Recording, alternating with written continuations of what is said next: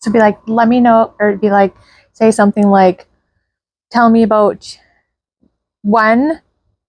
Be like, have you ever had any? You can tell the podcast's gonna go good if I'm already talking like this.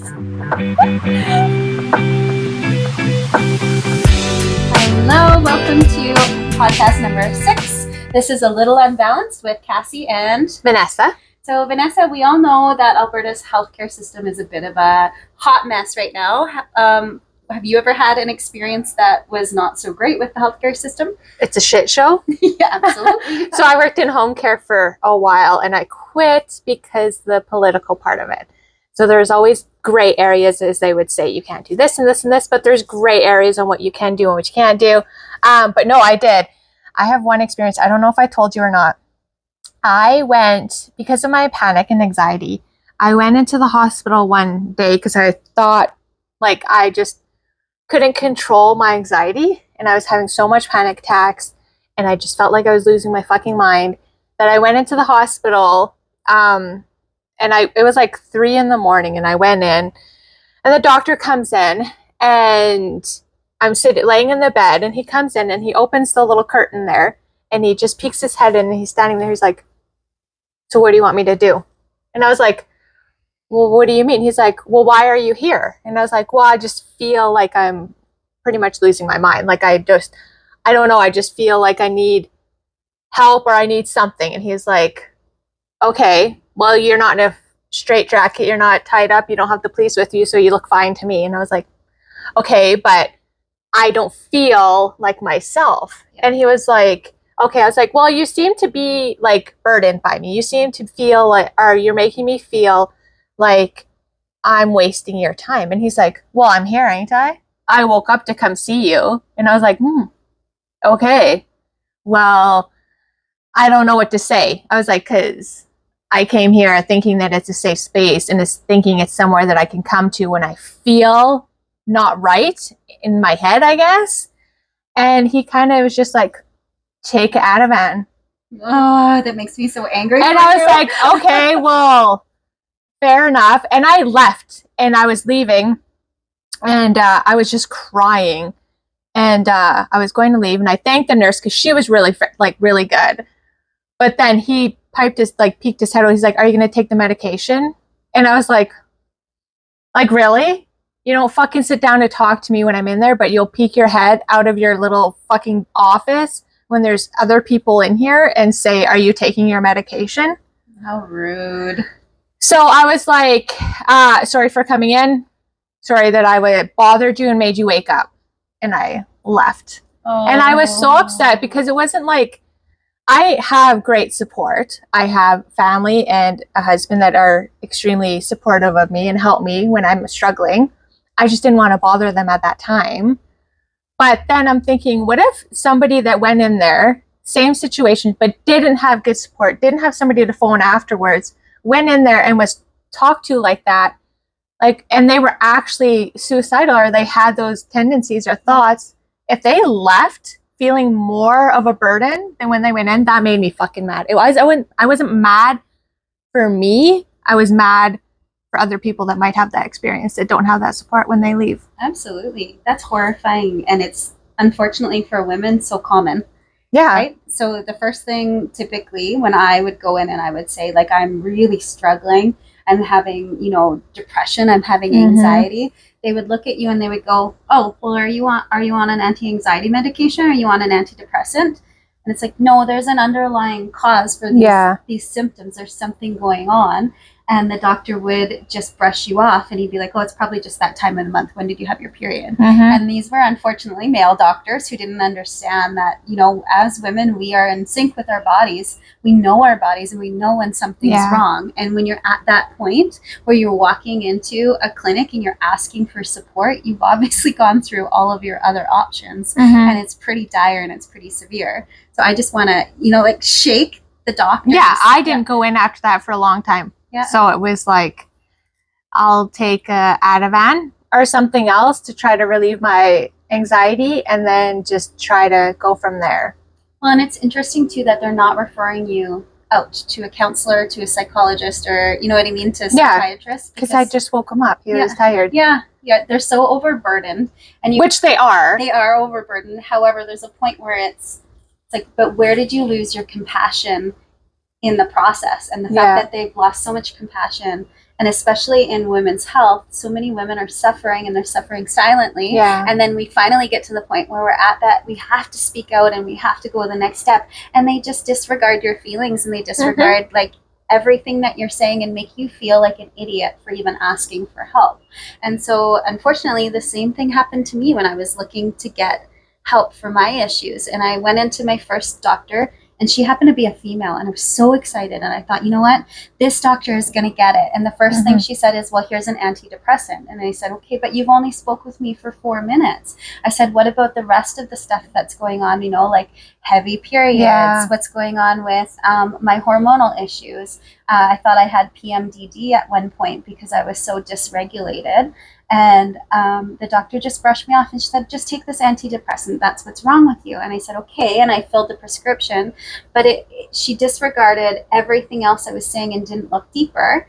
And then it took me 2 more doctors, and they still pushed me off similarly to they did you. And I said, like, I'm going on a health leave. It took for me to get to the point, this was over a year of me going to see people before I finally found a nurse practitioner. So if you're looking, Grand Banks here in Grand Prairie has a great nurse practitioner. Just call them up and say, I'm looking for the nurse, and she will help you out. And she had the same thing I have, which is endometrial hyperplasia. And so she said I had to go through multiple doctors as well to figure it out. And luckily her mom had already had it, so she had the solution. But for me, because I didn't have a history of it, and I don't have a family doctor here, which you do have a family doctor, right? Yeah, in Grimshaw. Yeah, so not here. But the fact is that you have to advocate for yourself, and you have to be really firm. You definitely do. But when you're in that situation where you feel like you're losing your mind, you don't have the ability or the strength to advocate for yourself. You want that for there to be somebody who can advocate on your behalf. So that nurse practitioner did that for me. She talked to the doctor. She went through a long list of my symptoms, and she actually listened. And the relief it was just to have somebody in the medical field actually listen to like you. Make you feel like you're not rushed. Yes, she didn't rush me. She actually listened to what I was saying, and she said, oh my goodness, this is the same thing I've been dealing with. And she referred me out. And so because she did that, she had that compassion. Then I was able to go the next step, and I'm now working with a team out of Edmonton called True Balance, and they work on hormonal therapy, which has calmed my anxiety and that depressive moods. And then I finally got in to see a gynecologist, but that was also a 3-month wait there. And I've heard women waiting for years to get in, or to see a gynecologist. So I'm very lucky. I have to travel to Edmonton, which is a 5-hour drive. But the fact that somebody listened meant more than anything else, right? And so that's all you need, is you have to find that one golden person who's actually going to listen to you. But I recommend True Balance. Who do you recommend? It was a random person that I went to. Was it? Yeah. Well, I got referred to by my doctor, and then it was a guy, because I couldn't wait much longer. It was like a year and a half. Yeah. And then I went to see him, and I did not like how he approached things. Oh, okay. It got to the point where he was like undermining me. And I finally said, oh, do you get your period? And he's like, well, no, I'm a guy. And I'm like, yeah, exactly. Yeah. Like, I will take your professional advice, but don't sit here and tell me as a woman what I should be doing, in a sense. Well, and it helped me talking to you too. So because when you're new to advocating for yourself, you need somebody who's like Vanessa, who's a little more outspoken, who's gonna, who's already gone through the process. And then, oh, I do have to be a little bit more direct, and I have to be firm in my approach. And I'm the only person who's going to help me in this situation. And I think that's a really scary place when you're at rock bottom, that you feel like there's nobody actually out there, but there is. You just have to go through the slew of people. Oh, there's amazing people out there. Yeah, and there is. I did ask that nurse practitioner. I said, why are you here and not at emergency? And she said to me, she's like, because I want to reach people before they have to get to that stage, like you were, where you go into emerge and nobody's listening. Yeah. Right? She wants to save people before they have to get to that desperate point where, you know what I mean, you don't have anybody to Mhm. rely on, or you feel like you can't reach out to people because you're so low. And I just think that's sad that our system is working that way, and especially for women's health. Like the Mhm. wait lists are so long. So many people are waiting to get hysterectomies or ablations, or you know what I mean, all Yeah. of these procedures and operations. And it just seems like it's not fair. Hey? No, Yeah. but I think that our healthcare system is like drowning right now. Yeah, It's so especially- overworked, overwhelmed. Like I think we have now 2 doctors from where I'm from, Grimshaw, 2 doctors for all of those people. And people Sad. from Manning go there, and people from Fairview go there, and they are so overworked. Yeah. And like it's hard for me to get in to see my family doctor, so I'm trying to get one here.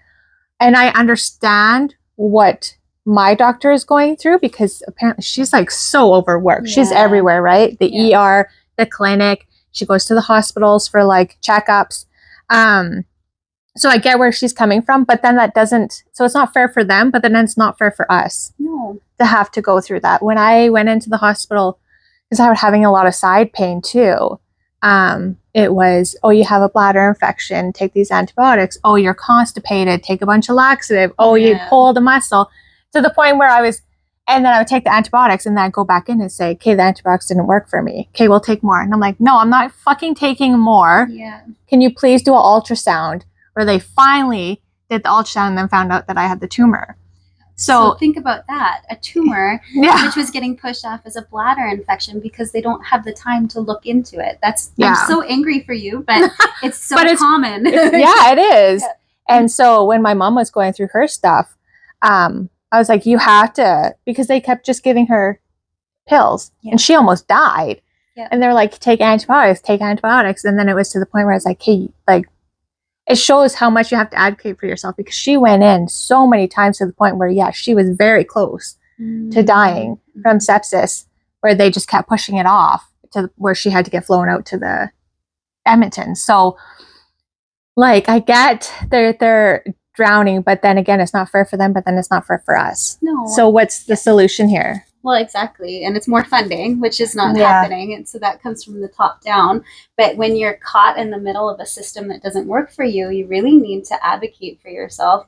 And I think, like, for me, I'm at the point now where I'm waiting to find out if it's the big C or not, right? And so how long of this process have I been waiting to find out, right? And we're still playing the waiting game. And I know people who have been waiting for years and years to get in to get procedures done. Yeah. Like, it just seems like there's no winning. However, if we talk about it, then we can teach each other Mhm. that, you know, you do have to be your own advocate, and you have to speak up, Yes. and you have to kind of get aggressive, right? If you know your body and you know a doctor's pushing something on you that is not something that you need, be firm, and you have to be firm, or they won't listen and they'll brush you off. Yeah, and even Yeah. if they get annoyed, who fucking cares? It's Yeah. your body. Yeah.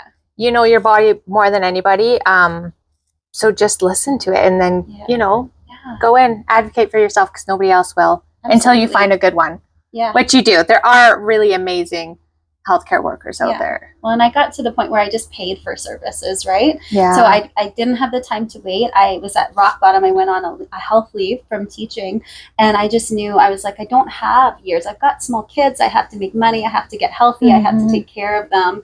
My husband works away for months at a time. So I'm the person who has to be on all the time. And when you're not feeling well and you're Yeah. at rock bottom, it's very challenging to navigate just life, Yeah. but then to navigate health issues into the system. So I just say, you know, like, keep doing your research. There's lots of really Yeah. great groups on Facebook too. So Yeah. there's a PMDD group that I'm on, and I learned about a whole bunch of natural and local things that were available. Yeah, what is something that you would recommend for There's resources? a naturopath in Dawson Creek. She's amazing. So there's a lot of natural resources as well. There's not very many. I couldn't find any here in Grand Prairie, but there is some in Dawson Creek that you can go to. If you have insurance, they will pay for it there. It's just that the care, like if you want blood work or anything, you do have to pay out of your pocket Mhm. with them. So you can go see them. They can tell you what they think you need to do, and then you can reach out to a doctor or even a pharmacist to get the requisition forms for blood work. Yeah. True Balance I had to pay, but it was actually cheaper than the services that are in Grand Prairie here. Mhm. So that worked in my favor. And they're just out of Sherwood Park, out of Edmonton. But it is something that I had to pay for, right? And then Yeah. you have to pay for the prescription. So it is costly. So if you're not in a position to do that, unfortunately, it is going to be a longer wait time, right? Yeah. Which is frustrating too for people who, maybe have been down and out for a while and they're just looking for solutions. But yeah, really do your research on your own and know what's best for your body and be firm in what you want and what you don't want. That would just be my Yeah. advice. Find somebody like Vanessa who can teach you to be a little more aggressive. Or just do it. Yeah.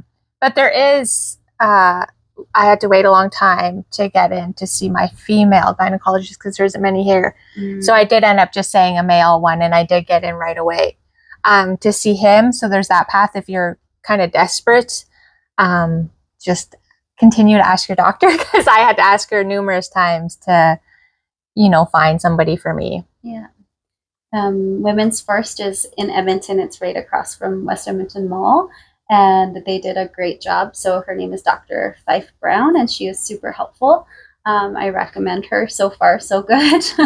Yeah, and we'll just keep you updated on the journey. But if you have had something come up, or you want to connect and you have questions, or you would like to maybe dig deeper into some resources, we're always happy to share that with you. But yeah, we're sending lots of love. Just a reminder that you're enough as you are.